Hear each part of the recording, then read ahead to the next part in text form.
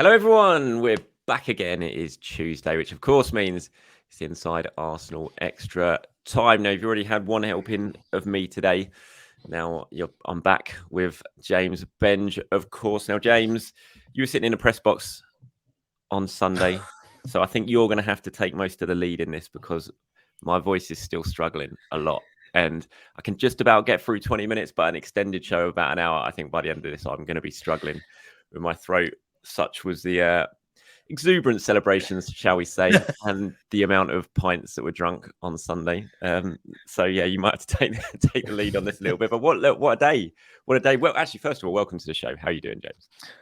I am great. And look, if there's any day to justify double Arsenal YouTube content or podcast or whatever it is, it's a day like today. Still in that hazy afterglow. I was certainly hungover yesterday, and I'm supposed to be professional.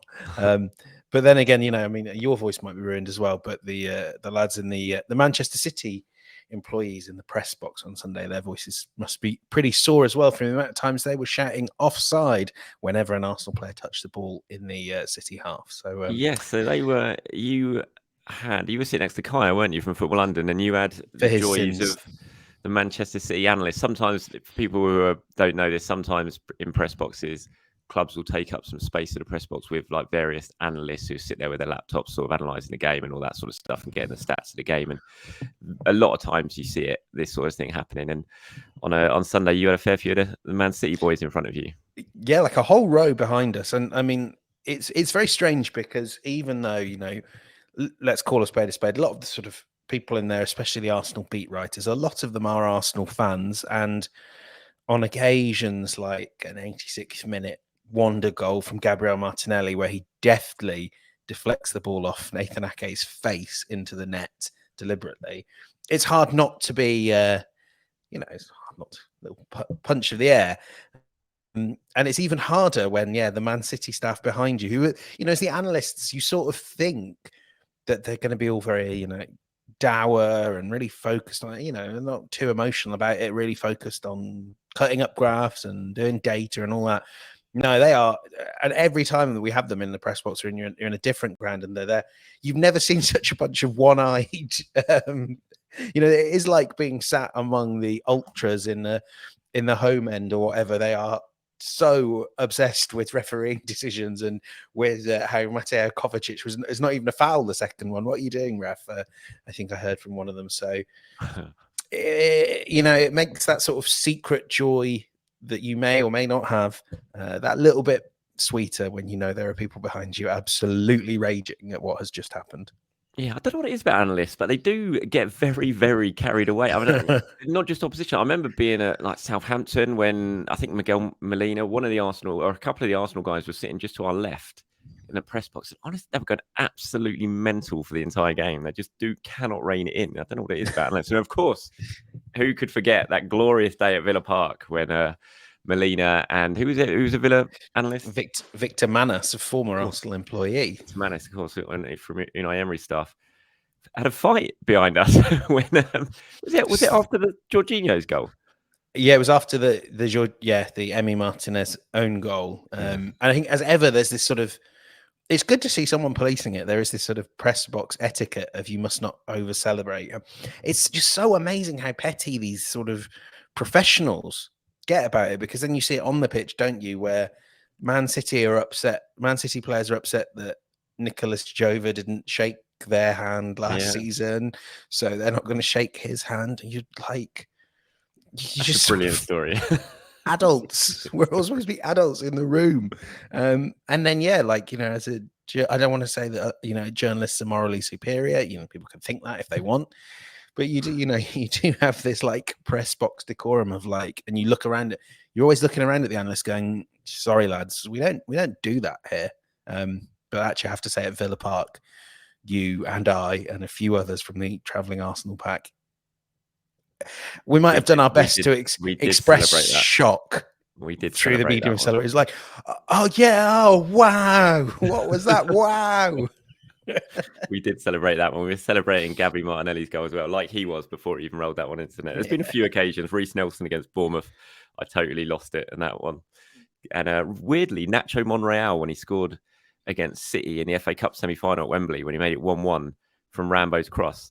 And I was in the Man City end then, there's 2 press boxes at Wembley. And I remember, because that was so unexpected, we'd gone 1-0 down. I was just like, right, we've lost. And then out of nowhere, suddenly Nacho arrives at a back stick and volleys in to make it 1-1. And I totally lost it then. And there would have been all those sort of august chief football correspondents around you. I hate it. Honestly, they all look down. And actually at the Mestalla, Aubameyang's hat-trick at the Mestalla, that was another one where that was very hard to keep control. And those, but yeah, entertaining nonetheless. But look, what we are now, 5 minutes we've been talking about press box stories. Let's talk about the game, shall we? We've got plenty to talk about today. We're going to, of course, talk about some of the big talking points from the game. Get your views on it. William Saliba, Gabriel been in the headlines. I did a show this morning talking about how £54 million for those two, which is just a masterstroke of scouting and recruitment there. So we'll talk about those, and we're going to tie that into a little discussion about Arsenal's best post-Invincibles signings. Now, we've both sort of picked a few. We don't know what each other have chosen for this. There might be some crossover, of course. So we'll go through that. We'll each throw out a few names of that. We've got lots of questions and comments that we're going to discuss as well. So probably in the second half of the show, Bukayo Saka and his ongoing injury, we'll talk about that. So plenty to get stuck into. But, of course, got to start with the weekend, and what a game it was, what a moment it was. Well, actually, I say what a game. It was a really interesting game. I thought it was an intriguing game, and I was in the stands, obviously, as a fan, and I'd had a fair few beers, and so it wasn't like I was sitting in the press box sort of analysing it all in my sort of professional form that I would have been doing. But I still thought it was a really intriguing, intense game.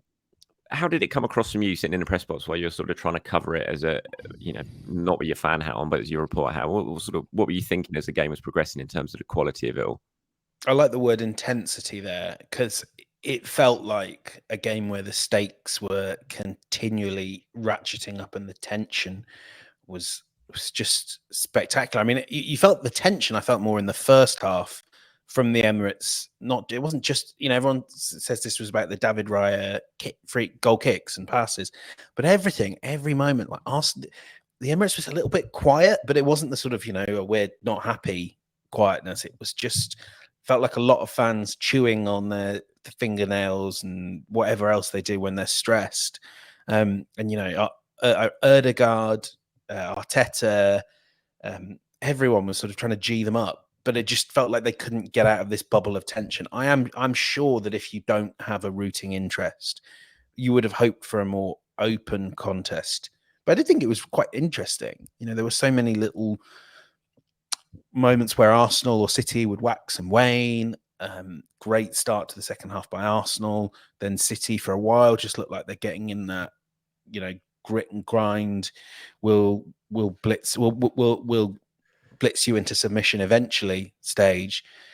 And then obviously, I don't, whether you're a neutral or not, I don't see how you, and whether you're watching on TV or in the stands, I don't see how you couldn't have sort of been taken away by the sheer joy of that last 10 minutes for Arsenal supporters in the Emirates Stadium. It was, as an atmosphere, it was, and we've seen some great atmospheres at the Emirates this season, and you can, I'm sure, talk to this better than me, but it was really, really, really up there with the best.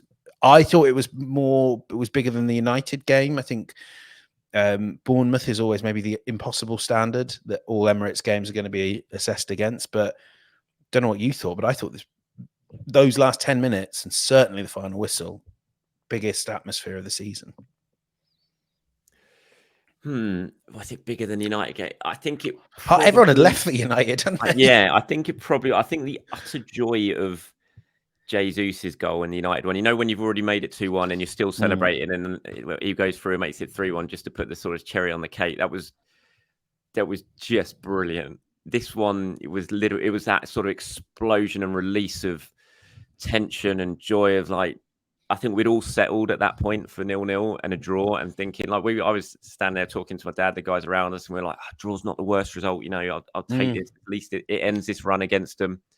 And so you'd kind of made peace with it being 0-0 with the way the game was panning out, and then all of a sudden, bang, you've scored. And do you see that clip that's doing around? I posted it on Twitter today. Someone had done it. It's that sort of really sort of HD clip of everyone heading over to the North Bank. It's just a really short clip, about 5-6 seconds, and just the limbs in the North Bank behind the players as they're running over, and you see Saliba setting off on one of his mad celebration runs to sort of get over to the team. And you look in the crowd, and it looks like it's all, it's not an all-seater stadium. It's one of those just people falling all over the place. It was an incredible celebration. It really, really was. And, it was one of those ones when, you're just hugging absolutely everyone around you. But I love that period from the goal until the full-time whistle, when it's just, you're in that zone of every clearance is huge, and it's just the noise and the build-up of counting down to the full-time whistle, knowing you've got this lead to protect. It was just an incredible, like you said, the last 10 minutes was just... And there was that thing, wasn't there, of like, you had the tension of, it's, the City, it's going to come. City going to do something here. Like, there's going to be, a shot, Haaland, every time the ball goes in the final third, you could feel like the stadium stopped breathing, except Saliba, Gabriel, Rice, Tommy, those guys who were just like, yeah, what are you worried about? And you just never look, sniffed, in the 94th minute, you just sort of, or like the 93rd minute, everyone was sort of looking around going, have we done it? Before it was over, you sort of got this, like 2 minutes maybe before, you were like, this is going to happen. Like, they've got it in the bag. Like, they saw it out so well, didn't they? There was a time like Havertz holding the ball up down in the corner, or taking it down to the corner. I think Jesus did it at some point. They really did. It was comfortable, wasn't it? There was no Alamo, there was no siege in those last few minutes. It was really controlled, and that kind of summed up the whole performance, to be fair. It was just the way they nullified it. I mean, you had some huge performances from players. I mean, Declan Rice was... I kind of run out of words to describe Declan Rice at the moment, because I'm saying the same thing pretty much every single game. He's just ridiculously good.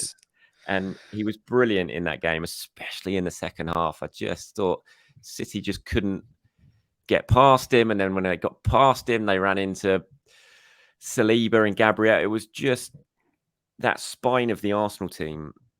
It was just a real statement, I think. And it's kind of what we've been leading up to this season. The whole, Arteta wanting control, wanting his team to be able to strangle the life out of games, not be in any sort of trouble. At times they've done that this season, but then they've done something stupid and they've just given away a goal. They've let a team back into it. There was no sign of that, but albeit there was only sort of 6 or 7 minutes to see out. The way they did it, I thought was really, really impressive. It's phenomenal. And it starts at the very top of the pitch. The work, the front three, especially in the second half. So when Martinelli comes on, and, even Nketiah, who I know has we've got questions about his future in the 11, but just the work of chasing back down the flanks, putting the pressure on Bernardo Silva if you're Nketiah, if you're Gabriel Jesus. So you could tell he doesn't have these great defensive instincts when the ball's in his own half, but every time you'd sort of look up and he'd be the right wing back, because Guardiola has become City's only outlet. That midfield three as well, Odegaard, just when he got the ball down, you've got a minute of possession. You've just got time. He was so good as well. I thought moving around so that Raya had, I haven't seen the numbers, but I feel like a lot of Raya's passes, once he got into the groove, were going to Odegaard, who'd moved into space. Jorginho, when it was about 20 minutes in, everyone was obviously talked about in the Kovacic thing, and what's going to happen here is Jorginho is going to get sent off. And you're just looking at Jorginho, and I was like, no, this guy knows he's not getting sent off. He's just like, yeah, I'm on a yellow card against City. What of it? I'm not bothered. He just oozes authority and class. And he was the one that I was really quite worried. I'm not his biggest fan, because I just think he's a little too slow. But on days like that, I have to sort of hold my hands up and go, sometimes you don't know what you're talking about, mate. Doesn't matter what his pace is, because he's reading the game so well that he's already where he needs to be. And I thought that was so apparent in the box. I don't want to talk about Rice, Saliba, and Gabriel, because I'm out of superlatives for those three. They are brilliant. That is a next 5 years sorted. It's those two for me. It's beyond Mertesacker and Koscielny already with Gabriel and Saliba. It is, and it's knowing that you could have them for 4 or 5 years together. I mean, I was really enjoying what I was saying. You were.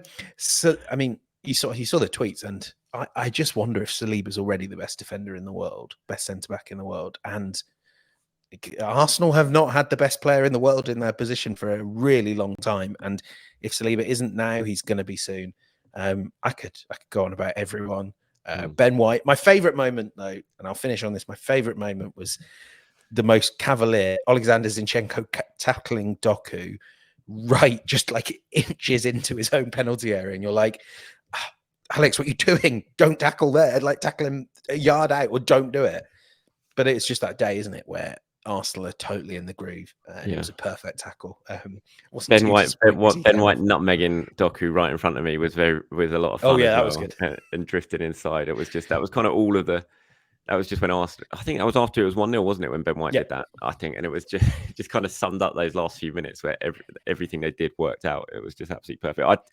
I think you definitely don't know what you're talking about when you talk about Jorginho, because I think he's been an absolutely brilliant signing for Arsenal. He's just, I mean, he made the mistake against Tottenham, but that happens. It happens all the time. Yeah. You know, it's just one individual mistake in a game. But aside from that, he's barely put a foot wrong since he's come into the Arsenal team. In every game, like I said, I did a video on the morning of the City game, and I said that if Thomas Partey was deemed not fit, that Jorginho would be a really sensible choice to play in that role with Partey playing with Rice playing further ahead. So I was actually quite happy when I saw that starting lineup. And in all these games, these big games, the sort of question about his lack of pace, his lack of mobility, that was something I definitely had in my mind last season. But then I just remember the game at St James's Park at the end of last season, and it just took away that fear of me. I just thought, you know what, it's not even something to worry about. He's that good.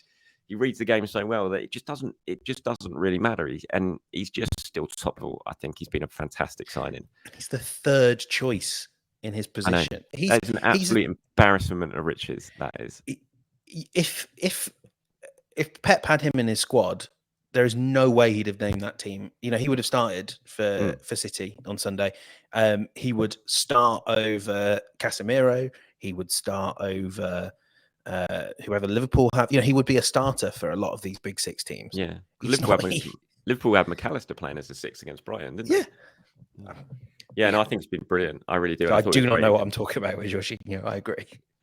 Yes, I still think Kante should have won the, or Kante should have got all the Ballon d'Or votes over him. But was that after the Euros? It's after the Euros. Yeah, he didn't win it though, did he? No, that was when there was a clamour for Jorginho should win it, but he didn't win it, did he? No, he came second.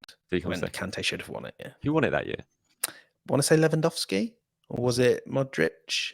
One of those two. It was sort of the non-Messi Ronaldo period. Yeah. So that was the year Chelsea won Champions League and Euros. Yeah, so Jorginho almost gets it for attendance. Yeah, he did, but I never bought into the fact that he was but, I mean, you know, second place in the Ballon d'Or, and he's Arsenal's third choice DM. It's not bad. Yeah, that is a real embarrassment of riches for Mikel. He's got such options there. I mean, you forget Mohamed Elneny as well, of course. Can't forget Mohamed Elneny. Mark Man Bryan of the pyramids. Yeah, absolutely. There's actually someone had not only an Elneny shirt in front of us in the press box, but he had Elneny 4, which I think is a sort of one season wonder. And I love the idea that presumably that person was a massive Elneny fan and was like, this Mohamed Elneny is Arsenal's number 4 in the lineage of Patrick Vieira and Cesc Fabregas. That's not lasting long. I should get this shirt while I can. Yeah, fair play to him. Right, let's talk about then Arsenal's best signings since the Invincibles era, because there's been lots of talk about Saliba, obviously, and Gabriel, sort of following Sunday's game and how good they were, and justifiably so. They were brilliant, the pair of them, and I spent today's show waxing lyrical about them this morning. I just think that if there's a better centre back partnership in Europe right now, I don't know, and I don't know what it would be. I really don't want to. And the fact that they're 22 and 25, it's just for Arsenal. It's just such a fantastic thing. They're both signed up to long-term contracts as well. It's just brilliant. My favourite moment, barring the goal against City, was when Saliba just bodied Haaland out of it when Haaland made that run, and Is there another defender who could have done that? I don't know in the Premier League this season. Maybe Gabriel. I'm not sure Gabriel would have had the recovery pace to keep up with that run, because Haaland was off. That was full tilt Haaland that was on that run, and just left him with the heat on the floor. It was such a statement that from Saliba early on in that first half. It really, really was. And he's right up there. I mean, you look at it now since the post Invincibles. Now, we were originally going to have this discussion sort of going back to the George Graham era. So obviously we could have had Ian Wright, Thierry, Dennis, all that lot. But we've decided to have a sort of discussion on the best signings from the moment the Invincibles era ended. So I presume that's from when the title was lifted. Are we saying sort of 2004 onwards?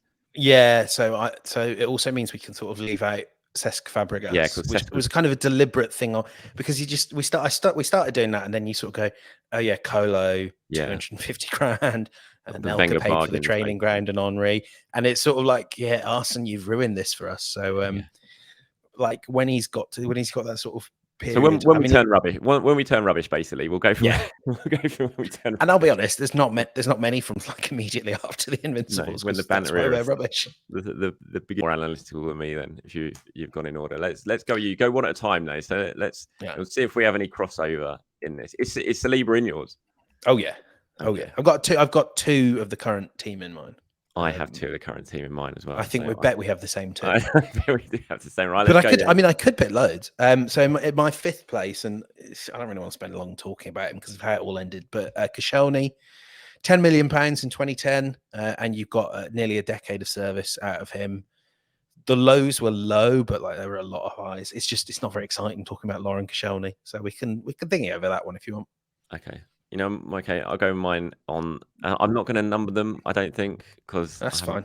Actually, no, I will. You know what? I will number them. So my number 5 is Santi Cazorla, because he's just an absolute genius who I enjoyed watching more than pretty much any other player during that time, or in fact, more than any other player, I think, during that time. And was so unlucky. If he hadn't got injured, I'm convinced Arsenal would have won the title during his time as well. And just a magical footballer. So I'll go. Bit of a bargain as well. It was 10 million. Well, they took advantage of it was Malaga, wasn't it? When they sort of they ran into financial troubles, didn't they? And it was we took full advantage and got him for just about 10 mil, wasn't it? Yeah, and even that one felt like it's sort of like, oh, we're having a bit of a punt here on a player we don't necessarily need, but Arsene's going to love. And boy, did we all love him. First player I ever interviewed.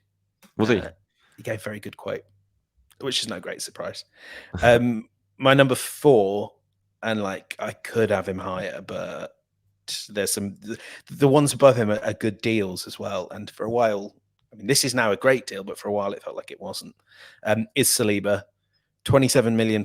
I think we sort of forget, like, for even when he was more of an unknown, there was all these conversations about Arsenal needing to replace Koscielny, and they did that on the cheap with David Luiz. And I think there was some who would say, why have you spent all this money on someone you're not ready to use at all? And it would obviously be 3 years before we kind of see him take to the pitch. But of all the players I'm going to list here, and I've just said it back there, I think Saliba, at the very least, has the potential to be the best player in the world in his position. And, you don't sign players like that more than once in a generation. I mean, the last time you would say that about an Arsenal signing is probably Thierry Henry, or it's around that period, unless you're Cesc was just at the wrong time. So that 27 million now, if you put a 1 in front of it, Arsenal are probably still hanging up the phone.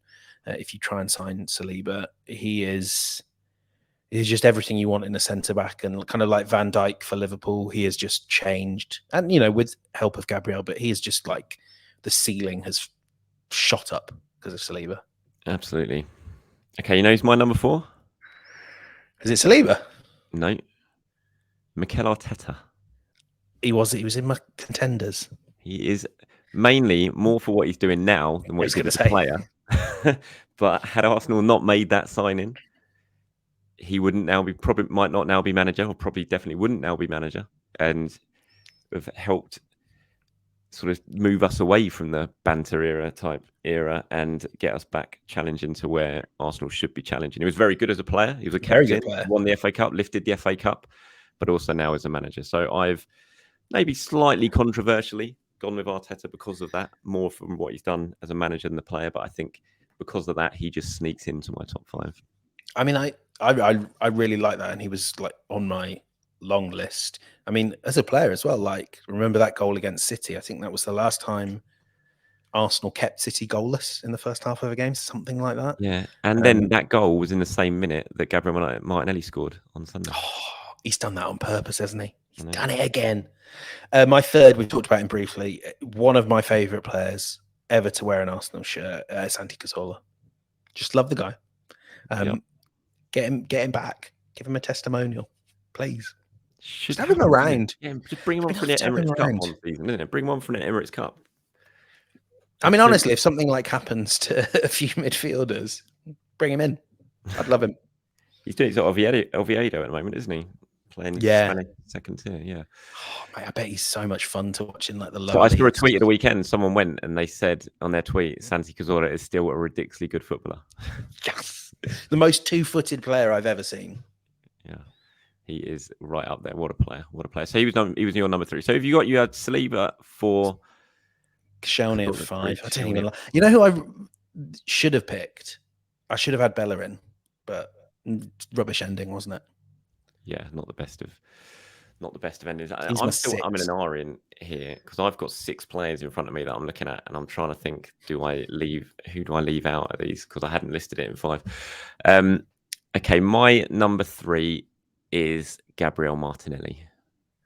I would say an absolute bargain, plucked from. It's not even the second division over in Brazil, is it? It was like the 4th.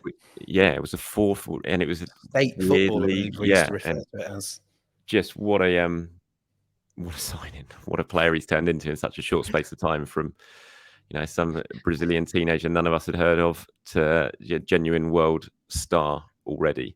Maybe gets slightly overlooked because of what Bukayo Saka's doing on the other side, but just a brilliant, fantastic signing. So I think Gabby. I think if you went back and sort of asked Francis Cajigao and all the guys that were signing him then, where will he be on October the 10th, 2023? On loan, maybe like the final loan before he comes into the first team. Fringes of the squad. I mean, like the work, and obviously they saw that they knew what the ceiling was and that he could get to this level. But like, God, no. I mean, that summer everyone was telling us, yeah, he's for the 23s. You won't see him for years.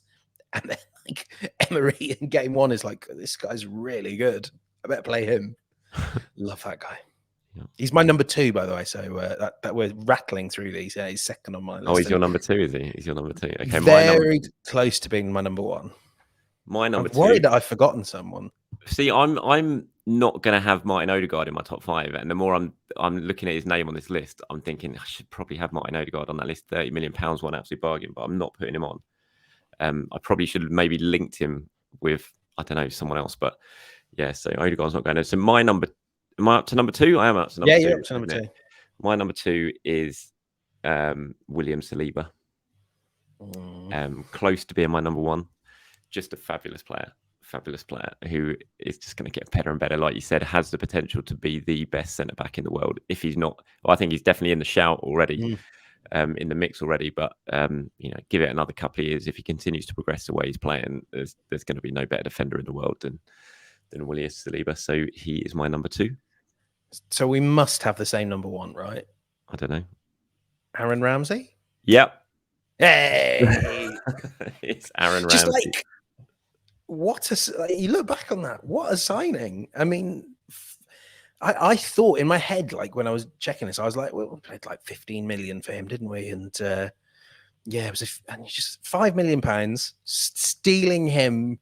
I mean, he gets bonus points, doesn't he, for the Man United announcement? Yep.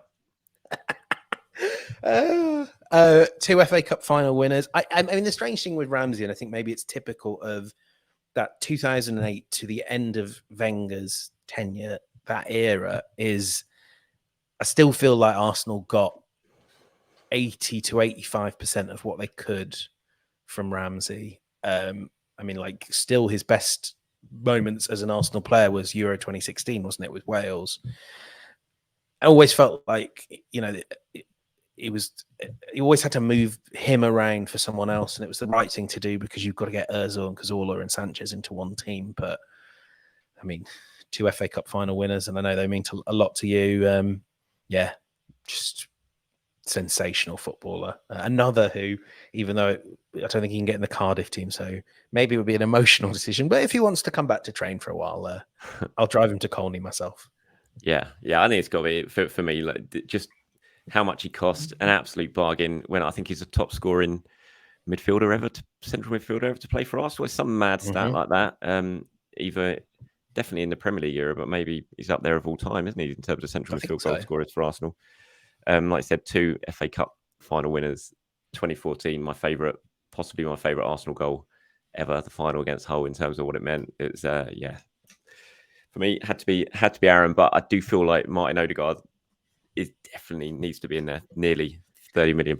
But give it another season potentially. I mean, the same price as Saliba, isn't he? And then you're looking at what Odegaard's doing and what Saliba's doing. It's like it's hard to have Saliba in there and not Odegaard. It seems very similar in timings-wise.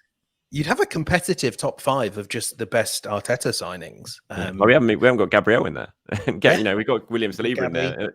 Gabriel, if Saliba's in there, Gabriel probably should be in there as well, right? I mean, they almost come as a partnership now. Well, they do come as a partnership, and it's kind of similar with Saka and Martinelli, isn't it? Saliba gets a lot of the headlines when Gabriel potentially doesn't, and it almost feels a little bit unfair at times because what Gabriel's doing equally as important as what William Saliba's doing, and you take one of those two away from each other, and they're probably not the same player. Again, as we saw with Gabriel last season when Saliba got injured, you could see he missed him massively and just looked more nervous without Saliba at his side. We haven't even mentioned Ben White. I think there's almost this sort of perverse satisfaction of feeling like you're overpaying for players like White and Ramsdale and Saliba at the time, and them just being like, oh yeah, 50 million bargain. I mean, yeah, it's not been cheap, but the money that Arsenal have spent has been so well spent over the last few years, and it's a very fun way to build your squad through smart signings and kids from Hale End. I like it. Do more of that, Arsenal. Yeah, there have been a few notable exceptions, of course, with that when it comes to money being spent. But William doesn't quite crack the top 5. Yeah, on the whole, nor Nicolas Pepe. But on the whole, there have been more hits and misses. And if that's how you operate with recruitment, you're going to be all right if you have more hits and misses, because there's always going to be misses, but you need plenty of hits as well. Right, let's sort of move away a little bit from the weekend's game, first of all, and let's quickly talk about this now. And Bukayo Saka, who...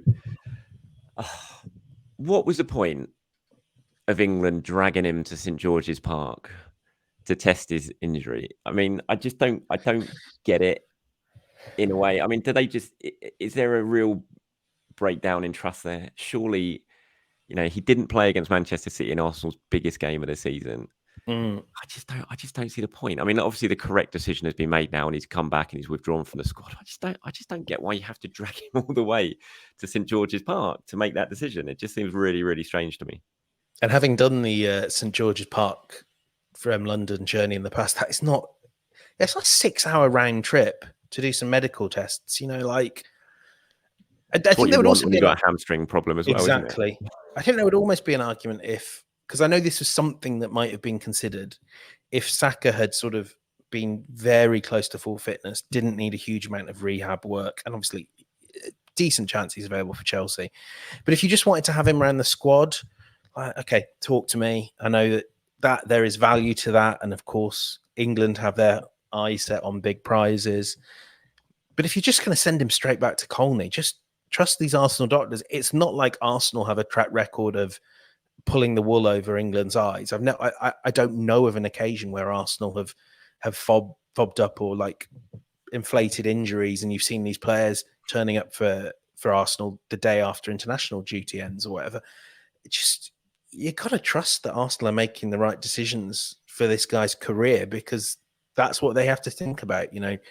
They didn't play Saka when maybe they could have gambled. I think kind of the way Arteta was saying it was, he's in the mix, when he was saying that, you wonder, could they have taken a bit of a swing at having Saka on the bench? But they know that they've got his long-term career to think about. And so should England.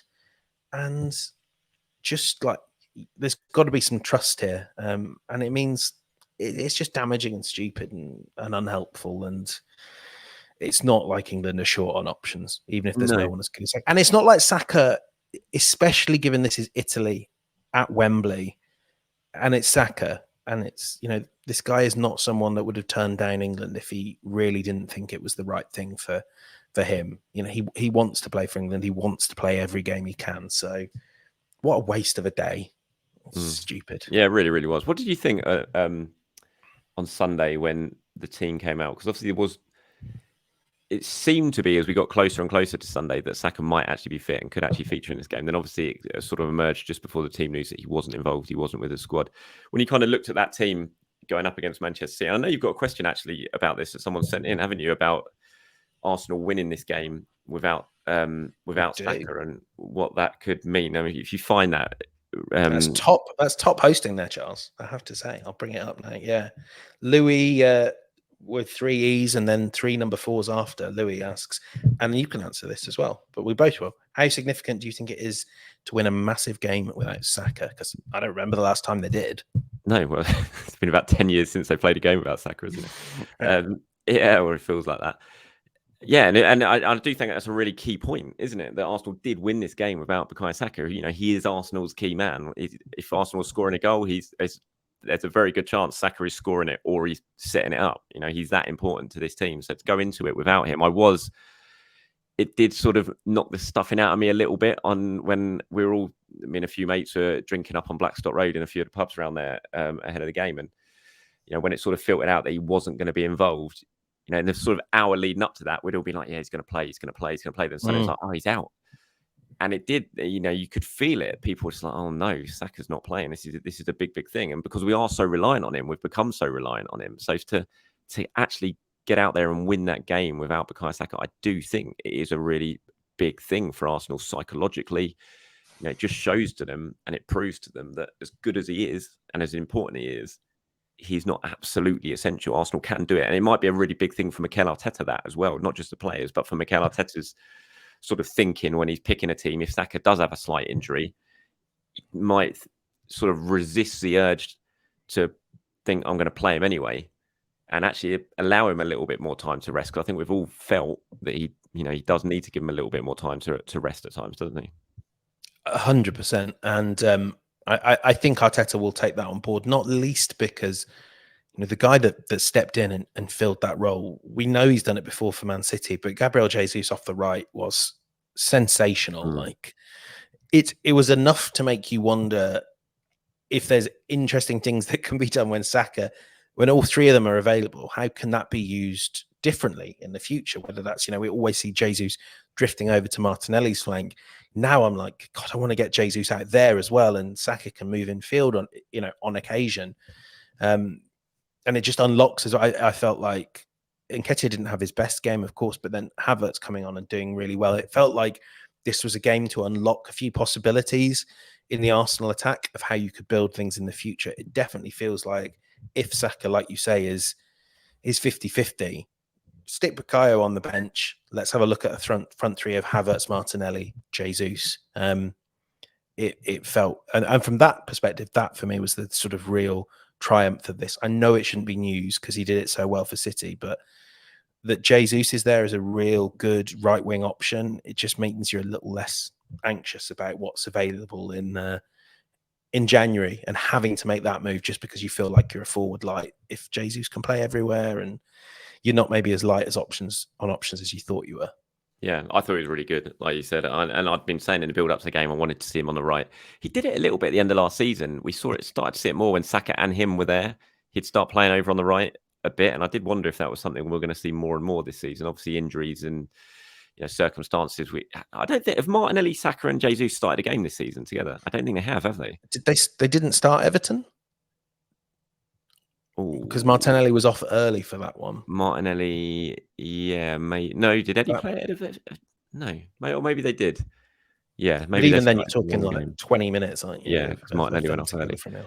Yeah, so, But yeah, I thought he was really, really good. Jesus on the right, and it is definitely. I think he's Arsenal's best option on the right. If Saka's not there, I think that's They pretty. didn't start the Everton game either, by the way. Sorry, They didn't. Yeah, so they haven't started a single game yet. Arsenal's front three haven't started a single game together yet.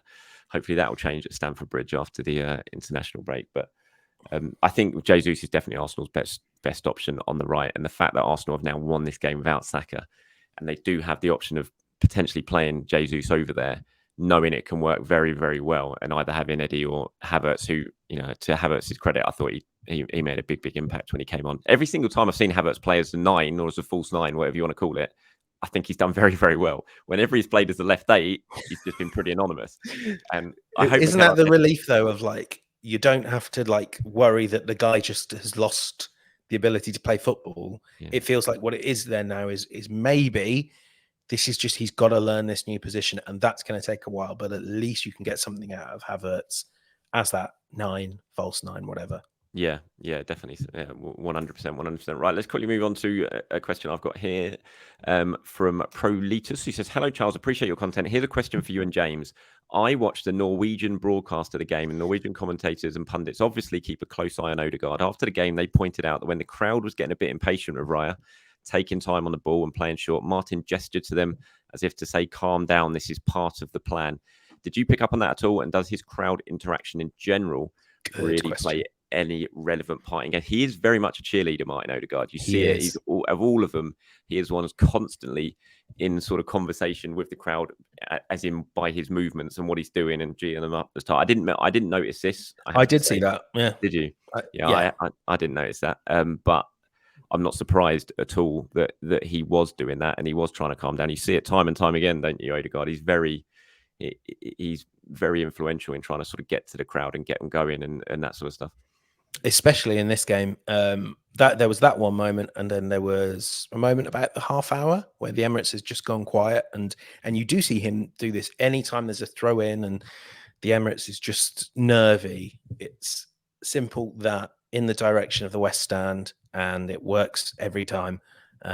I don't think that's the limits of his leadership. We saw what he was like against Brentford, but it's definitely something before the armband. I had absolutely no idea we were going to get that from Martin Odegaard.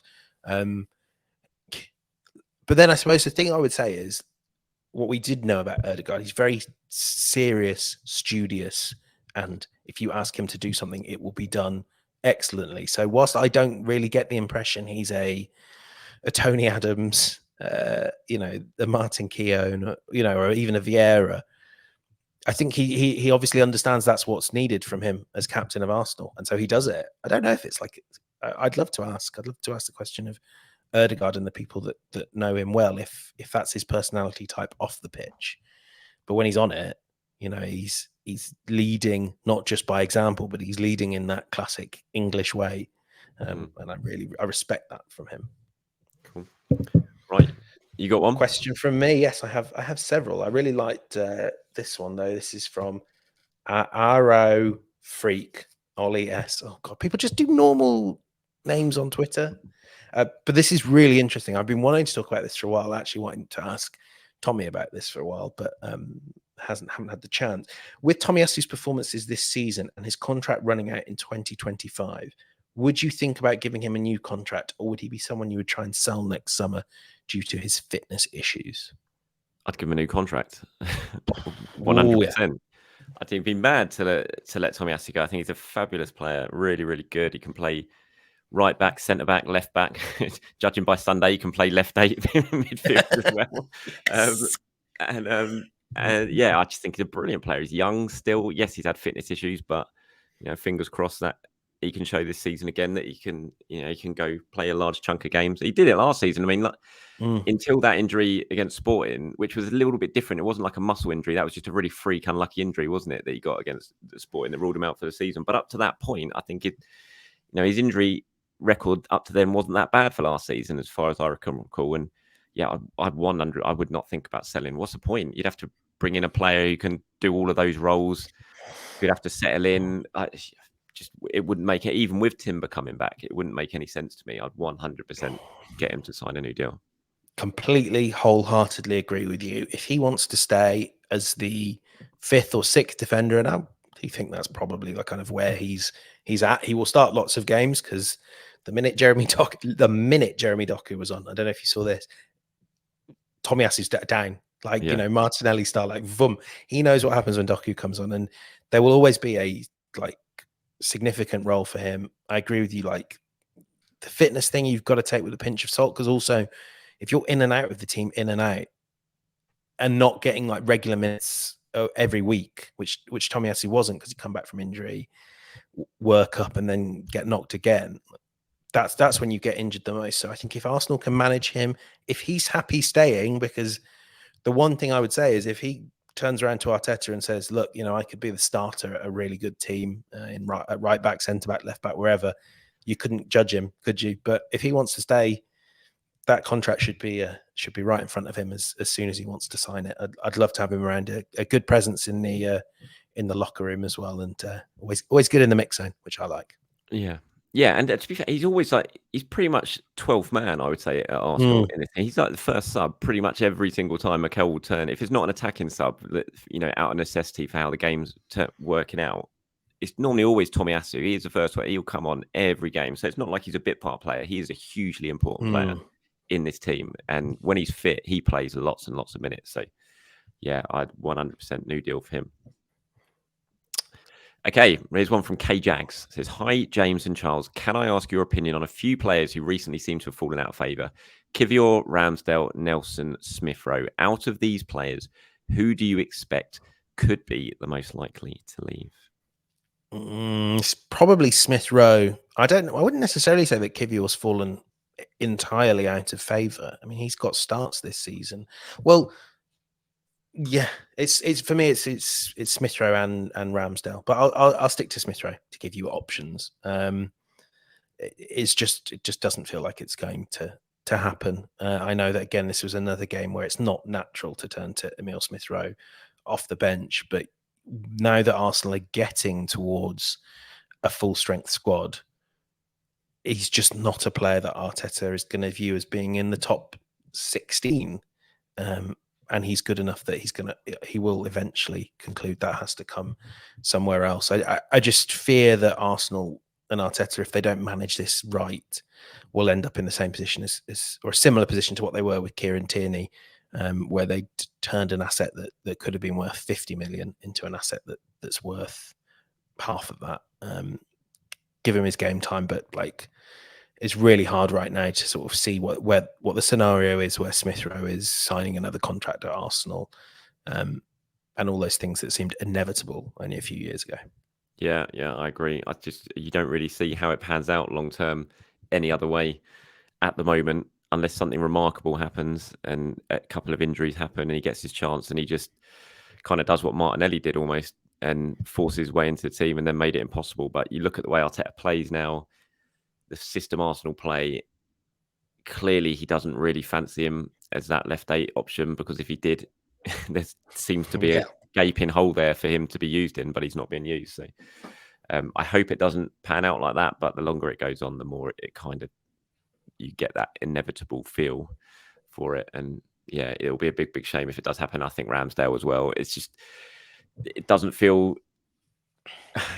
feel sort of tenable, this situation, does it? It's like, he's not going to stick around. He's just not going to stick around. I think he will for the season. I don't think Arsenal would even entertain letting him go in January. It'd be madness. But come the end of the season, with the Euros coming up as well, it's just, I don't get it. I don't really see how he's not going to sit on the bench next season, is he? Again, it just feels almost inevitable that situation is going to happen at some point. Yeah, to be honest, the only thing I would wonder is, I think this would probably have to be like a very specific set of circumstances where Pickford is ruled out of the Euros through injury before January. You half wonder then if sort of Ramsdale would at all push, but like you say, like that's a 1 in a million scenario. From an Arsenal point of view, you just wouldn't consider it though in January, would you? No. It wouldn't make any sense whatsoever to do that in January. Exactly, and time's on his side long term. But I mean, the other scenario would be if things happen with David Raya, But like, I certainly don't think Ramsdale and Raya will be there, and it's clear who Arteta favours. Yeah, I mean, maybe Ramsdale. I mean, Raya, if he struggles, doesn't manage to settle, starts making mistakes, then yeah, you might end up back at Brentford, and then Ramsdale will be number one. But I don't really see Raya doing that. I know he had a bit of a nervous start against City at the weekend, but I fully expect him to establish himself as this season progresses, and I'd be surprised if he ends up back at Brentford in the summer. Exactly. Right, Mohammed Memon. Hi, James and Charles. I'm adding you in because I'm asking you the question. Would like to ask whether we need to sign a striker in Tony this January or Neto as a Saka alternative. Which would you prefer? I'll say like a striker or a wide option. So say that again. Who would I prefer, a striker or a right winger? In January, yeah. Saka backup. A striker, I think, because we've just talked about Jesus as potential backup for Saka, and then you could almost have Jesus on if you need it, and a striker. I'm talking myself out of that now. The more I'm saying it, yeah, quite hard this one. Can we just have both? Can we just shell out 150 million in January and just have both? But I think both of those need to be signed over the next two windows. Whether one of them comes, whether it's a striker in January and then a right winger in the summer, or whether it's a right winger in January and then a striker in the summer. I think those two positions both need to be filled in the next two windows. So I don't really care. I don't think I have a preference about which one comes in first in January in terms of what it means to the season. Because Saka tends to be fit, so he tends to play. I know he's obviously out at the moment, but he will be fit for the majority of this season, touch wood. And if he's not, Jesus is an option there. So I'd probably still stick my neck out and say a striker, actually, the more I think about it. I would go for, I think if something's going to get Arsenal over the line to win them the title this season, it probably would be another striking option in January. Yeah, it's a tough one because, like you say, like you've got to think about, are Arsenal in the title race, and would the half a dozen goals of Ivan Toney, let's say, swing it? If that's the case, let's say striker. But I kind of look at it, and we've had obviously this discussion before. I want the marquee striker for Arsenal, the superstar, whether that's a player to be groomed into that, or the guy straight away who kind of displaces or rivals Jesus in the 11. And I just don't think those players are available in January. Whereas I think you can get a very good backup to Saka in January. Maybe not Pedro Neto, because Wolves are going to need that kid to stay up. But like, yeah, I'd rather pick up that squad. And I think generally the January window is probably when you should be looking to get your squad players. And Arsenal did that very, very well last season with Trossard and Jorginho. And I'd be looking for a sort of Trossard, Jorginho level player to plug in and play where Saka cannot. You're such an Ivan Toney hater, aren't you? You don't like Ivan Toney. You really don't like Ivan Toney. I just want Osimhen, man. I just want Osimhen. Right. Here's one from Vet Para. Says, hi, Charles, James. There is lots to talk about Arsenal signing an out-and-out striker next year. However, with Jorginho getting on and Partey approaching the end of his contract, as well as being quite prone to injuries, surely more defensively minded midfield cover is as important. Who are the defensive-minded midfielders you would be looking at? Also, I thought Rice was superb as the left eight against City. Do you think we'll see more of Rice next to Partey and Jorginho now? Yeah, this is one of those questions that Arsenal are going to have to start asking a lot, and it's going to be really tough. And it's the one we talk about with Saka. How on earth are you going to sign a good defensive midfielder when Declan Rice is in your squad and he's 24 and he is one of the best players in the world already at that? The answer is you're going to be signing players like Partey and Jorginho that know they're coming in, maybe in their late 20s, 30s. They know that they're coming in to serve as reliable 7 out of 10 when Rice doesn't play players. Is that, or you kind of pick the guy that you're going to groom for after Rice retires? But that's so far off into the future. Yeah. You're buying a 15-year-old then or something. So I think it has to be, and that's why. And I'll throw my final question to you because it's similar as well from Rome BBN. When is the right time to think of a Partey replacement? He was good when he came on against City, but he's usually out 40% of the season. So, I mean, we're both going to answer similar questions here. And I just think, if it's, Jorginho, there's an option to extend. If he sort of carries on in the vein he did on Sunday, I think Arsenal will give very serious consideration to that option. His salary is pretty reasonable as well for a player of his reputation. I think that's what you're going to have for a long time. Veterans, experienced players that you probably might have to pay quite a bit of money, but you might not pay a big transfer fee for, but that you just know can give you something when you want to rest Rice, or indeed, play someone next to him, because by God, that midfield looked hard to break down when either of those were next to Rice. I don't know. I mean, Arteta does always talk about having two top players in each position. What do you think? Yeah, well, I think what you're saying about sort of more experienced players being the backup option makes sense, I think, because if you're not playing too much, and you won't be if Declan Rice is in that team, I think to sort of come in a little bit cold, you've got more chance of doing that when you know the game and you're really, really experienced, like Jorginho, as he did against City. So, and I would have liked someone like Lavia at Southampton. I thought would have been a good option, but I can see why that didn't happen this summer. But that would have been a good option potentially to do it. But yeah, it's going to be really tough for Arsenal. I do think the time to think about Partey's exit will be this summer. And I don't know if I would do it, but I think it's certainly something that Arsenal will think about, given his contract. It's only a year left, given his age, given his injury record. If a good offer comes in for him, and it's kind of similar to what last summer was, wasn't it? Yeah. And we knew it was. They would be open to it if something, really came in that was tempting. I think that will be the case again this season, this summer. But there is also a thought in my mind of like, if one doesn't come in, is it just worth Partey? Biting the bullet, admitting you're not going to get any sort of, sell on sort of money for Partey, and keeping him, giving him a new contract for another 2 or 3 years, and just basically keep him here till he's 34 and stuff like that, because he could still be, 34 is not that old for a midfielder, and he could still be a very good option. So I think there is definitely time to start to think about it from a football point of view and from a business point of view if a good offer arrives. But I wouldn't be rushing to cash in on Thomas Partey in the summer, because I still think he's got a lot to give. And I'll just bring that question back up, actually, because he said at the end of it, Vet Parry, I thought Rice was superb in the left 8 against City. Do you think we'll see more of that sort of Rice with Partey, Jorginho now? I do think we will. I think that's a really interesting option that Rice's arrival brought to Arsenal in the summer, of playing that, especially in these big games like we saw at the weekend, when you want to get a little bit more control in the midfield. You think about when Arsenal go to Anfield or to the Etihad or St James's, places like that this season, or big games away in the Champions League knockout stages. Touch wood that Arsenal get there.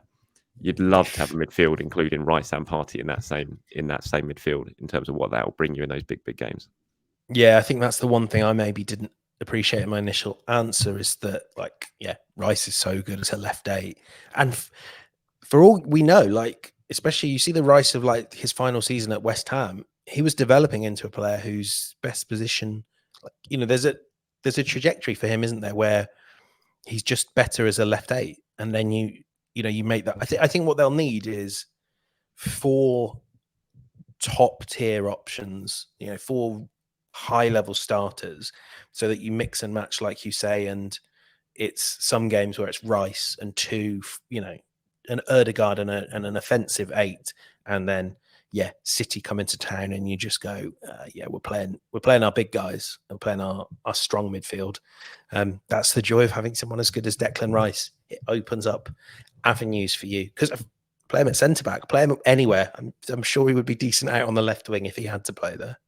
Yeah. He spends quite a lot of time out there. Yeah, he's such a good player. He's such a good player. He can play absolutely anywhere. Okay, got one last one here from Courtney, who says, question for you and James. Last season, the Ashburton Army seemed to really have impetus in a transformative crowd atmosphere. Now they've had their adapted space in the stadium sort of cut. Can you feel a difference in the atmosphere? And Ashburton Army, they had their sort of numbers cut by half, I think, wasn't it? Mm-hmm. This season, I think they had a few hundred maybe last season. It's down to under 200 now. Is it 100 now? And it's tough, because obviously where you're sitting, you're closer to the Ashburton Army now, like obviously where I was last season, but where I'm sitting in the stadium, I'm on the other side of the away fan, so I get the away fan noise a lot more.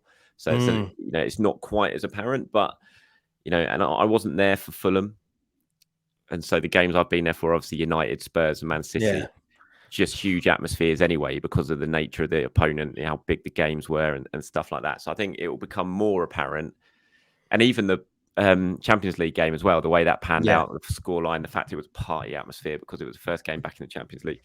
I think once we've got say Bournemouth at home and Luton at home and those sort of games, that'll be interesting to see how much of an impact, because there was talk after the Fulham game it was a bit flat. It was a little bit flat as well, and it was noticeable that the Ashburn Army weren't able to sort of kickstart the atmosphere in the way they did last season, which is a shame because they were brilliant last season. And and I know there's been issues, and you hear from both sides, you get different sides of the stories about those issues. But just from a purely atmospheric point of view, they were brilliant last season. They made such a huge impact in what the Emirates was like.